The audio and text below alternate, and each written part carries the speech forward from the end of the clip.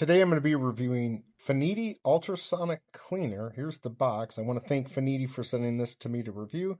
Let's go ahead and open this up and see what it can do. So this is what you get.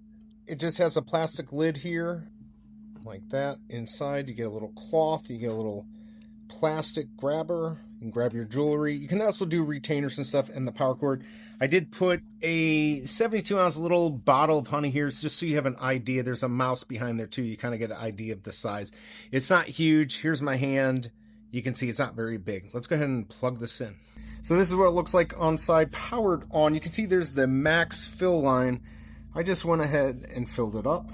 I'll go ahead and drop my wedding ring in there. Shut this. Now you can do 300 seconds, 450 or 600. I'm just going to do it on here.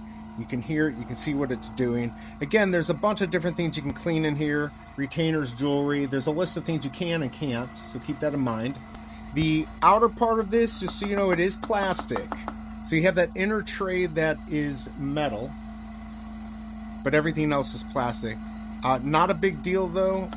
It does have non-slip feet on it, so you can see here, I mean, I can lift it up, but it's not actually going to slip. You can just use tap water. My wife has one, and you can get special chemicals for these, but it's nice. It uses 47 kilohertz high-frequency ultrasonic cleaning. All right, I took out my ring. It looks good. Now, this thing needs to be buffed, so it is scratched, but it is cleaner, and the water looks dirty. It makes me think, like, why didn't I clean this earlier? I hope this review helps, and I'll see you next time.